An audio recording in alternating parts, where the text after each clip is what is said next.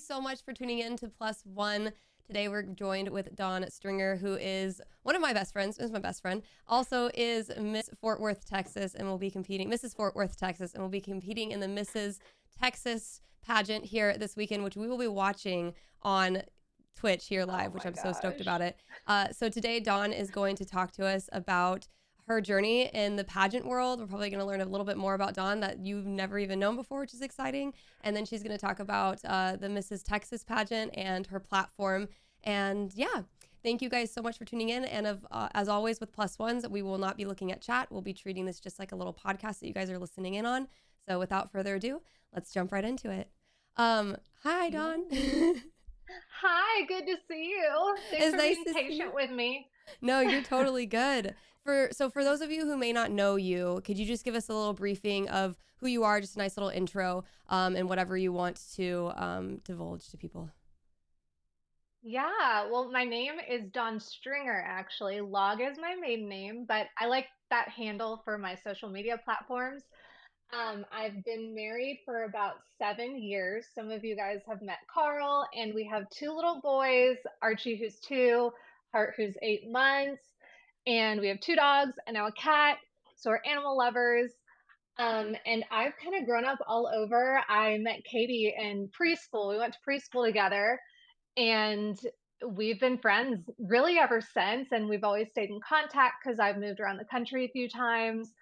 But like I mentioned, I had a career in television news, which was my dream for a long time. And after I got my first job in Odessa, Texas, I really fell in love with Texas, but I also got married and realized I wanted to make my family life a little more of a priority. So, being a morning news anchor, going to work at 2 a.m. wasn't really realistic anymore. So, I transitioned that kind of into the marketing communication side of the industry. And I worked for Texas Tourism for a local visitors bureau, and our life actually brought us back to Washington State, where Katy and I grew up for about 5 years. And I got a wonderful job with the Department of Energy when we moved up there, and I still work there. We knew we wanted to come back to Texas eventually, and now we live in the Dallas Fort Worth area. And I still work for the Department of Energy for National Laboratory, and I do communications. I do a lot of video work, really just anything digital media that they need. And then I also run a small business, which kind of fell into my lap during COVID. A lot of you guys know about it because I do giveaways during Katy's charity streams and stuff like that. And I think some of you are even customers. So that Stringer Wood Shop, and it's on Etsy. That's where it really blew up during COVID. And that's been just really fun. All these boxes and like all this stuff behind me, that's all Stringer Wood Shop. So that's been just a huge blessing and another really fun hobby of mine. And I used to compete in pageants when I was younger, and I decided I wanted to do it again as a Mrs. I'm grown, I know who I am, I'm a mom, so it was something I was really excited to get back into when I feel more confident than ever. I'm a lot more sure of myself than I was when I was a teenager. So I just felt like it was the best time to get back on stage. Yeah, man, I love that. I'm just as a friend and also just as like a person on the outside, I'm just so impressed with everything you do. Like, I don't know, I'm just so proud of you as a friend. And you're just so multifaceted, incredibly talented. You're somebody that that people want to keep around them just to inspire and motivate them to be better at like whatever they're working on in life. Because truly, like, you tackle everything just with incredible determination and speed and just force, and it's amazing to witness and watch as a friend. I love how you said you fell in love with Texas, but then you really fell in love with Texas because you fell in love with Carl because he's from Texas, and then I love that. So you it's so cool too. Your day job, you work for the science organization, right? And you also do a podcast, which is super cool that I don't think a lot of people know about here. I think we've posted it a couple times in the Discord, but could you just talk a little bit about that science podcast for a second? Yes. So under where the laboratory that I work, there's user facilities. And what that means is they are not the lab itself, but they use the lab and they have different instruments that researchers can submit proposals to use for their research. So let's say I'm a researcher and I'm doing this research on microplastics in the Fort Worth lake or whatever. And I submit a proposal, they accept it. I could use their mass spectrometers and things like that. So I worked on the communication side of this user facility. It's called the Environmental Molecular Sciences Laboratory, EMSL for short.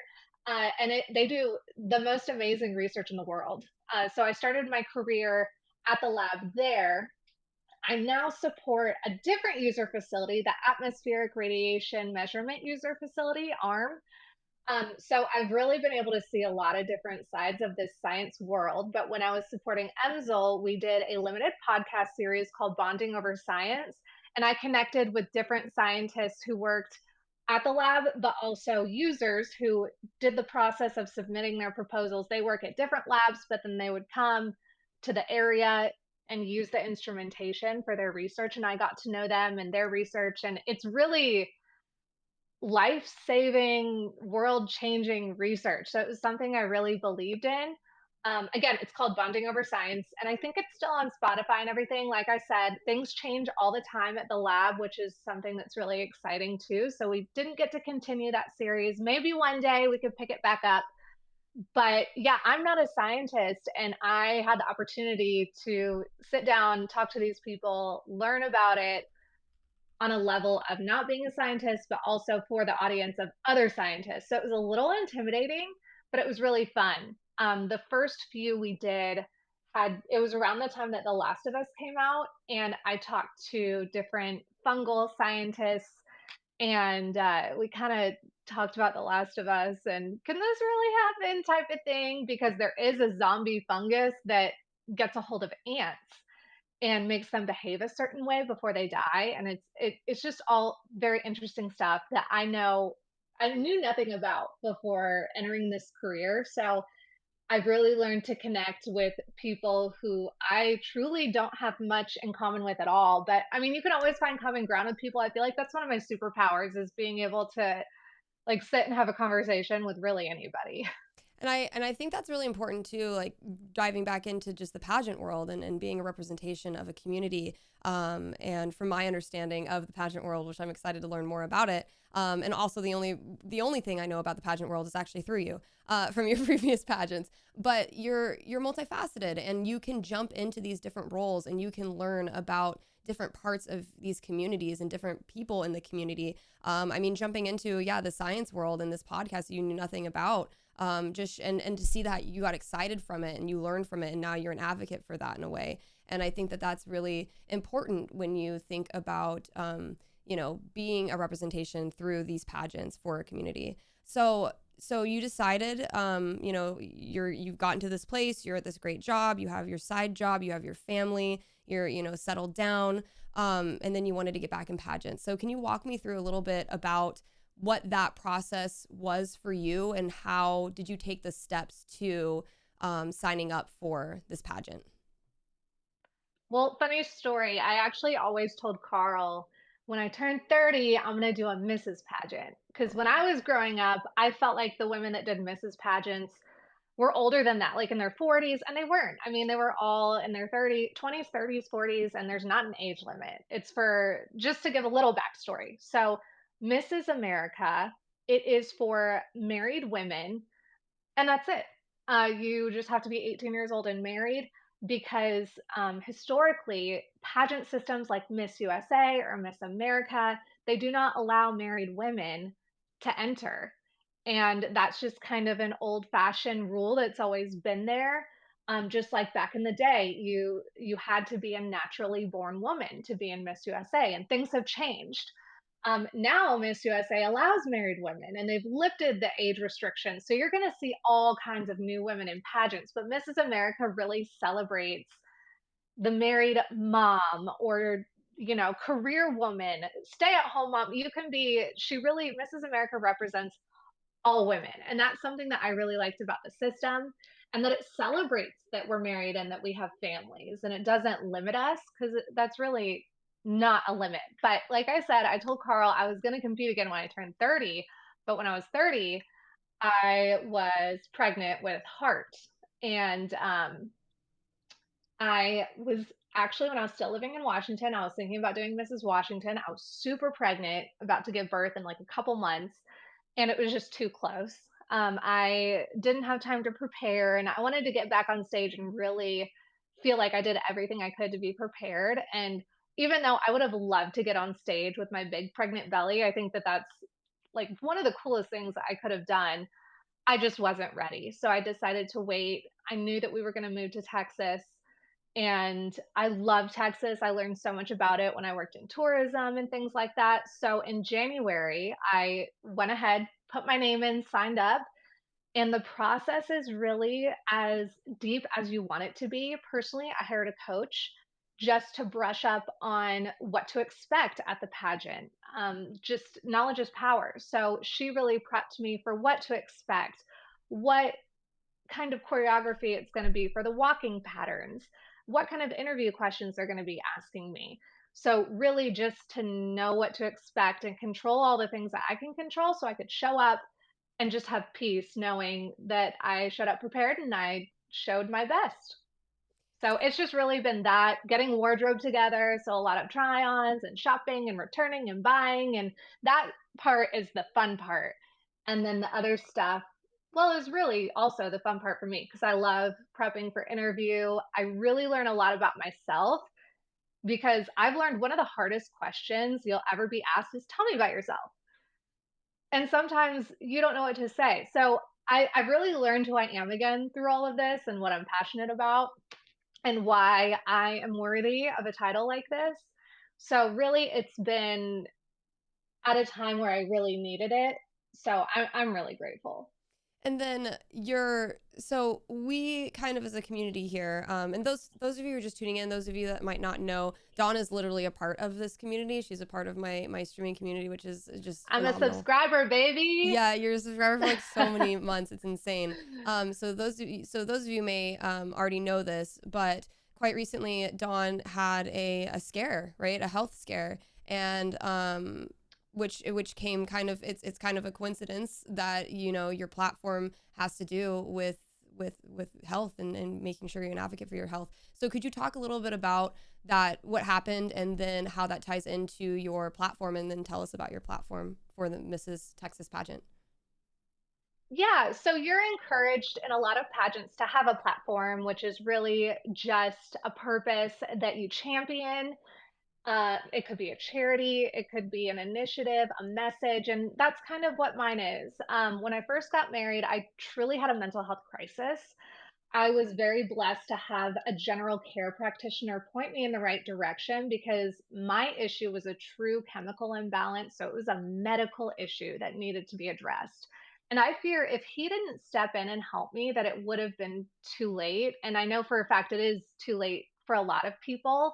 When I was looking into what I wanted to do for my platform, I didn't just want it to be mental health awareness. While that's really important, it's very vague. I feel like there is a more specific need for people to really just be educated on where to start. What kind of doctor should you go to? What kind of therapy should you seek out? Do you need therapy? Do you need medication?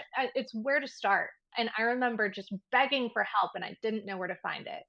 Then I saw in a statistic that was pretty disturbing in Texas. Suicide is one of the top three leading causes of death in children, teens, and young adults. And that's only in Texas. So I can't imagine what it looks like for the rest of the country. So that was something that kind of kickstarted my initiative. And while I was talking about it, I kept saying it, I saved myself. I had to save myself. So I've called it Save Yourself.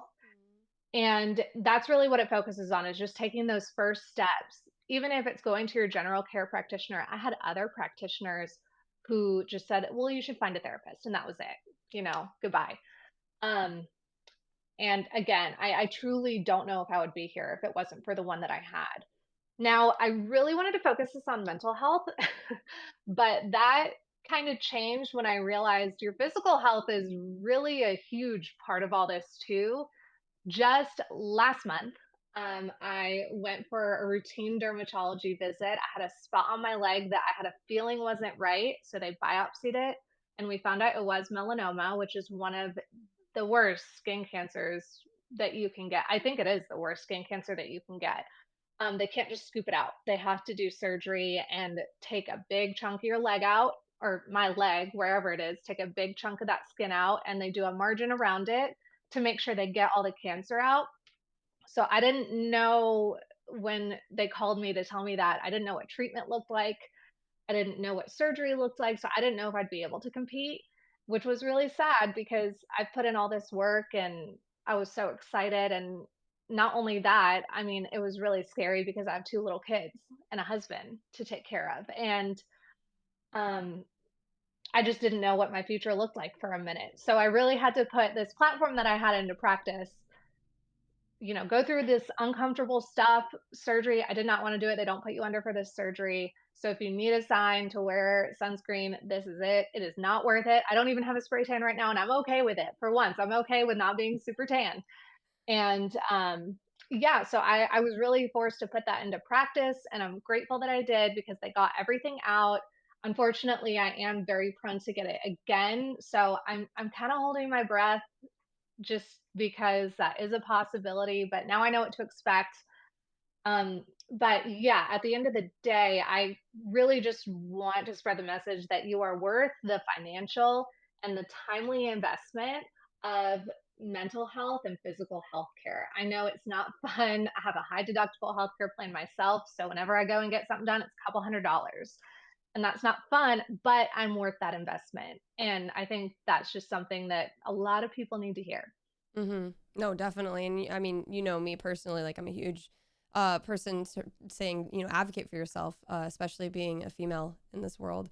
And so that's Yes. good that you found a doctor, back when you were having that mental health crisis that, believed in you and supported you. And yeah, it's not as easy as that for a lot of people, but it's just like you just got to keep championing for yourself, like you said. And I think that's very important. I think that's a really great platform. And I'm excited to hear you talk about it because you're going to talk about it like on the stage too, right? Like, do we get to see that, or can I you? don't know. So if do you want me to like break down the competition a Yes, little we bit? would love What it's that. gonna look like? Yes. So Yeah.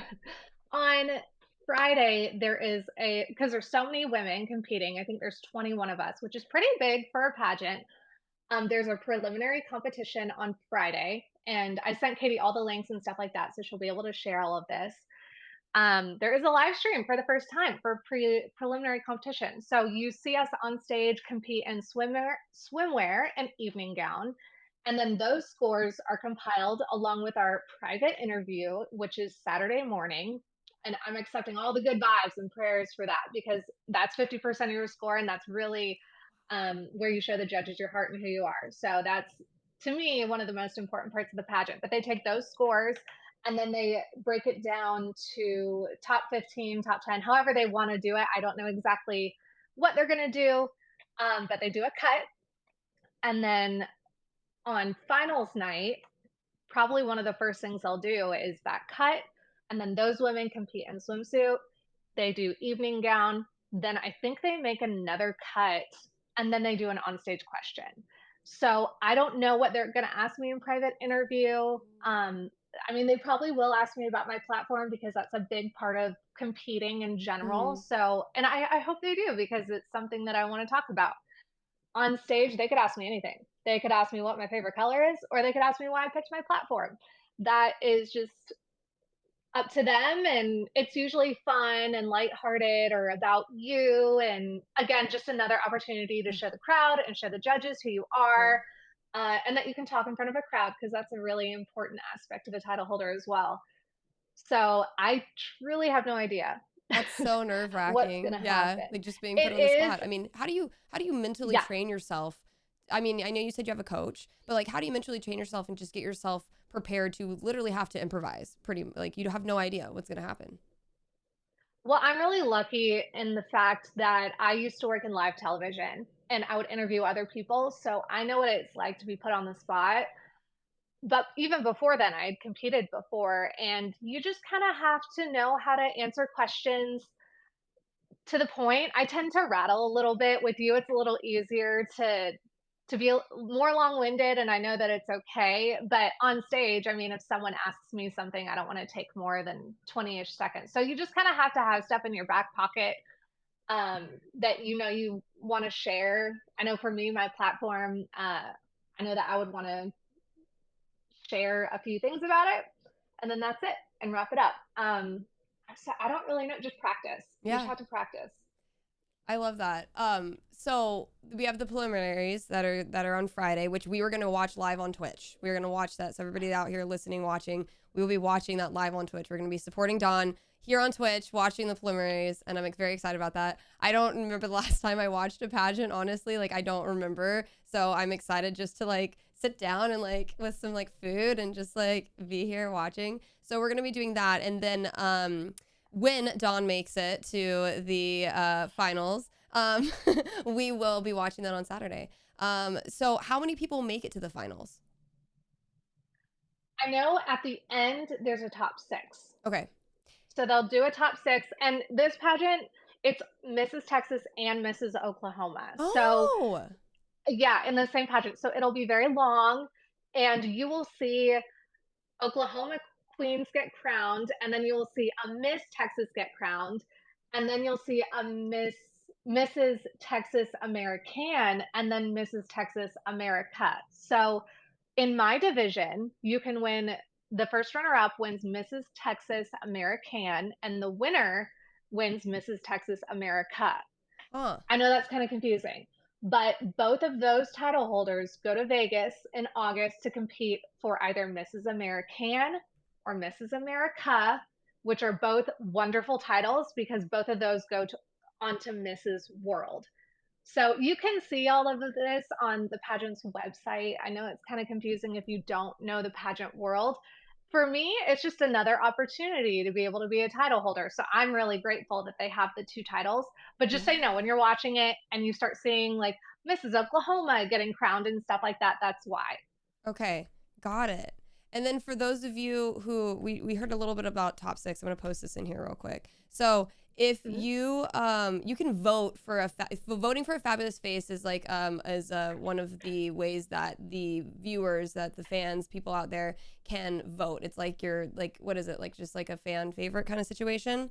So if you click that link Yeah. right there, and if you want to vote for Dawn, one vote is $5, and you can vote as many times as you like. And if the winner of the Fabulous Faces, if they win, then they get automatically put in the top six, which is cool and incredible. So if you guys want to support, you can click that link right there, or you can just go and check out the pageant website there as well, and just kind of search around and just kind of do some research and stuff if you're interested. But definitely, if you want to support Dawn, and you have $5, just vote for her, because that'd be cool. Wouldn't that make it easy, just knowing that, cool, I'm going to top six. It Like, would. I At the end of the day, I hope my scores get me to top 6, but I mean, this is an awesome opportunity for the people to have a say mhm. and um your friends and family to also have some input. So it's really fun, and of course, that would be a huge accomplishment to be able to say that you have this huge community behind you. Yeah. And it goes to a wonderful cause. It's called Victoria's Voice. I strongly urge you to go and look it up and learn more about it. It's a wonderful organization. So your money is being well used if you do decide to go in and give me a vote. Hey. So for those of you who don't know anything about the pageant world right now, I'm curious, like, when we think about pageants, we think about, I don't know, just like the stereotypical stuff, right? Like pettiness and just like, stereotypical, like, hyperfixations and things like that. So can you tell me just about like how that differs from the stereotype, like how pageants differ from the stereotype? What is it actually like to be in a room full of all of these just gorgeous, beautiful women who are just extraordinary, and you're competing against them? I would just love to hear a little bit about that. It's hard. It's hard to look at yourself in the mirror and say, I deserve to be here. Because when you enter a pageant, everyone is beautiful, everyone is well rounded and accomplished. You probably know a lot more pageant girls or pageant people than you realize, because not only title holders, but these competitors, they go on to do wonderful things and big things. So that's something to definitely keep in mind. I, and with anything you do, I feel like some people unfortunately live up to stereotypes. When I was younger, I definitely experienced more of this. Mm. The thing I love about this phase of my life and this type of competition is that we are all grown women. We all have children, we have lives, careers, households, and we all get that. So, really, it's more of cheering each other on. Um, I mean, if I'm standing up there with someone else and they beat me, I'm happy for her. I know what kind of opportunity this is for her. Of course, I hope it's me. And if it's not me, I'll be back next year to try again. But I think just as you get older, you understand that it's a lot more fulfilling to cheer for other people than to wish them failure. And Yeah. that's something that I've definitely learned over the years. Hmm. And I think just as older women, we know better than as, like a teen pageant, which I've met some incredible women in every phase of competition I've ever done. But again, with anything you do, someone is going to unfortunately live up to that stereotype, but we can rise above that, and that's okay. Something you didn't mention yet that I just want to like throw in there again, just of again the multifaceted. You actually did cheerleading as well and dance Yeah, for a long I portion of did. your like a good portion of your adolescence into college. And so that kind of has a very similar, I feel like, taste to the pageant world as well, correct? Like, you know, you just Yeah, have a bunch yeah. of like in that competition style. Did competing in cheerleading and dance at all like help with the pageant world? Because I know you kind of did them simultaneously at one point. Could you talk a little bit about that? Yeah, it definitely did. I mean, it's a performance. So I really learned my showmanship and being comfortable on stage through cheerleading was the first thing I did. And then I had a really bad back, and I'd gotten injured a lot, so I kind of transitioned my talents to dance later in high school, which I really fell in love with, and I ended up doing that throughout college. So yeah, that definitely it helped me create connections with a lot of different kinds of people. And naturally, there's a lot of pageant girls in the cheer and dance world. So I met a lot of girls who mentored me into different pageants and things like that. And really, it was my friends through that that motivated me to sign up to compete for different pageants. So, yeah, it's definitely helpful. Anything that teaches you to be a better performer plays into something like this. And it just makes you a more well rounded person, too. Yeah. Do you, so you don't have to do a talent at all, correct? In this pageant, there's no talent. No, Now, is that just the no. So, this misses? So the misses don't have talent, and the miss pageants do. So there's a lot of different pageant systems. You're probably thinking of Miss America, which is very widely known, Yes, and they do a talent in that competition. got it. Then there's also Miss USA. They don't do a talent. This is a whole different organization, and they do, like I said, swimsuit, evening gown, and interview. Okay, So swimsuit's 25% of my score, evening gown's 25% of my score, and interview is 50% of my score. nice. So, and then the other pageant you did was Miss USA. I've done pageants in both the USA and America system and other smaller systems That's as just well. crazy. So then, I know. When you did Miss America, what was your talent for Miss America? Was it dance? So I did, yeah, I Okay, did Miss Myrtle Beach teen when I was 16, I think, yeah. 15 or 16. And actually, the girl that won that pageant ended up winning Miss South Carolina teen. She was just Oh like my gosh. a beautiful person. I adored her. She had this big red curly hair and she was like the most beautiful singer. But I danced to I Want to Be a Rocket. It was really cute. Hey. And then, what has your past title like? What has your past titles been? So my most prominent previous title was Miss South Carolina World. So I competed in Miss World America, which is another system. And that was in Washington, D.C. That was back in like 2015. So it's been about 9 years. That competition was totally different. There was like an onstage speech that was scored and a fitness, which was not swimsuit, it was fitness. Huh. like 2 minutes of rowing, 2 minutes of What? sit-ups, burpees. You Yeah, had it to was do pretty that for intense. the competition? Yeah, That's yeah, it so wasn't on cool. stage or anything. It was private. That's so And then we did cool. private interview. Yeah, it was really intense. And I was in it the first year that the organization held Miss World America, and it was really cool. I actually competed with a previous Miss America and a lot of previous women who did like Miss USA and things like that. So it was really cool to meet those women and learn from Yeah. them. And I mean, Miss America is such a feat. Yeah. And she was one of the youngest Miss Americas that there ever was. So it was really cool to meet those women and some women that I still talk to.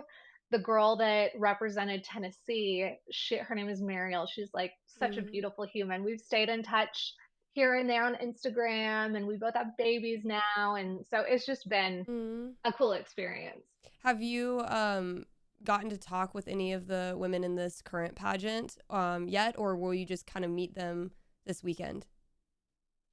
We have had like a Q&A for contestants over Zoom and things like Oh, that, but no, I don't know anybody that's doing it. I know people who know people, so I'm excited to meet girls cool. that are going in. And like I said, it's kind of like a little sisterhood. Yeah. You're all there, you're all tired, you're working really hard, and we all know how hard each other has worked. So it'll be really fun. I hope I walk away with some new friends, and I'm sure I Yeah. will. Do you, and so you haven't done any research. You don't know if any of these women hold other titles? So for Mrs. Texas, you can't have another title. That's another kind of pageant cardinal rule. You can't compete for a title if you currently have a title somewhere else. So everyone just has their local titles. But they So don't have any past wherever they're from. they don't have past titles like you have though? Like how you They were. may. Oh, I'm okay. not sure. Okay, okay. But I mean, I chances like are that. someone No, I probably, like that. yeah, someone probably did. Yeah. I like that you're like, "You know what? I don't want to know. You know, I'm just going to go in fresh when I meet them all and just like, You no, I know, when I was a teenager, I would definitely look up every single yeah. person, and like if I see them on Instagram, like I'll check them out and Yeah. see what's going on because I know I'm going to meet them, and if we Yeah. have something in common, like that would be cool to be able to connect over that. But I'm not grilling them to like No, check I out the love that. competition. We're all there. Like some of the best advice I've ever gotten is just run your own race. Mhm. And with something like this, everyone is so different and the judging is so subjective. You just have to run your own race and be your best self. And if you're not the right fit right then, that's okay. That's totally okay. So yeah, it's more of just like curiosity of what they're like. And I know there is one woman who has a world record for like baking time, and I love to bake. So Baking I'm time? yeah, I don't know much about it, but I'm excited to meet her Yeah. because I feel like I'm kind of like an amateur baker, You're a and good I baker. definitely want to talk to her about that. So things like that are fun to learn about other contestants. Another fun fact about Dawn. Dawn had a very, very short little run on Twitch where she cooked on stream. She had a cooking. She was It was Dawn Cooks for a too while. it was too much hard work.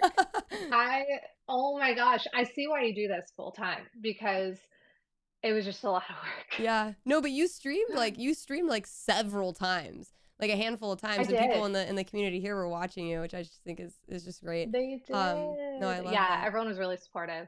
So, what would be your like kind of best piece of advice, or even maybe like a step by step kind of program for folks who are interested in competing in the pageant world? Like, I mean, somebody out there maybe watching this is like, you know what, that sounds really cool. Like, I've never thought about this, but how would I get started? And is it for them?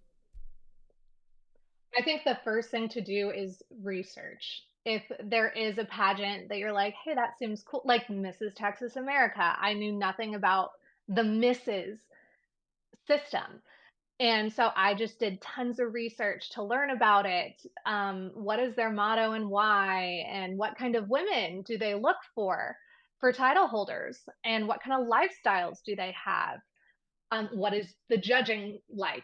Do I fit into that? Do I think that this is something that I could fit my life into? And if I want to do it, if I'm asking for this job, can I truly fulfill the responsibilities? And that's another reason why I'm competing right now because I'm in a great place to do that. But I would first start with doing your research. And definitely, especially if you've never competed before, get a coach that knows that system.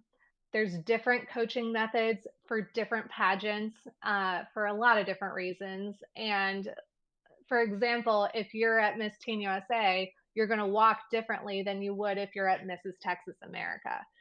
Um, so coaching has been a huge investment of mine that is better than therapy, and I feel like is the best way to prepare yourself really for anything.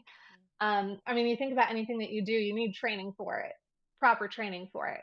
So, I mean, imagine if you're going into auditions and you've never had any acting training ever. Mhm. That wouldn't be very responsible. And pageants are expensive, even to enter. It is an expensive hobby. Mm. For me, it's worth it. It's worth the investment, and I'm really grateful for it. I'm grateful that I have my small business to really fund this for me so I can do it to the best of my ability.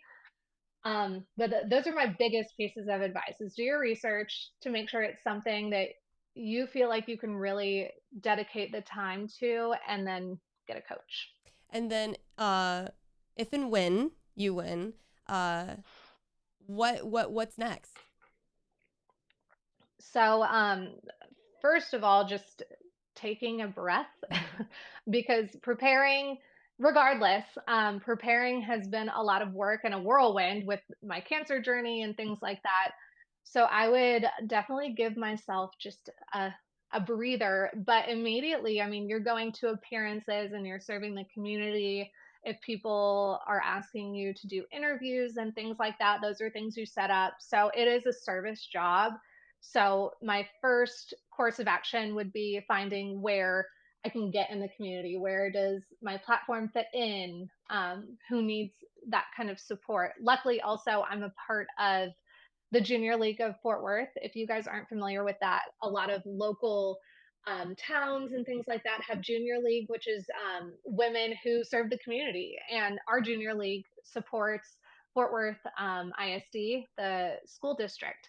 So, regardless of the outcome, Monday evening, I have a meeting with Junior League to talk about what the next year is going to look like for service opportunities.